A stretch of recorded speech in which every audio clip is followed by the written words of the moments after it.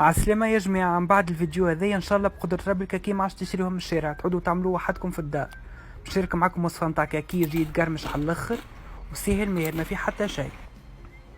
اول حاجة خذيت 250 غرام تاع فرينة، باش نحط لها مغرفتين كبار نتاع زيت زيتونة، باش نحط رشة ملح، باش نحط كيف شطر مغرفة كبيرة نتاع سكر، باش نحط شطر مغرفة صغيرة نتاع خميرة نتاع خبز، ونلم بالماء.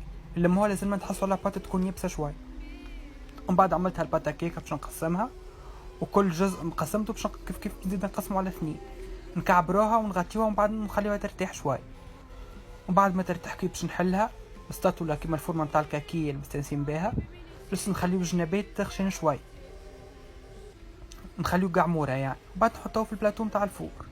باش نشارك معكم الشكل الثاني اللي يبدا المكعبرين هذوكم الصغار، ونخليها ترتاح ربع ساعه، وبعد نطيبها على 180 حتى تولي تقرمش معانا لونها ذهبي.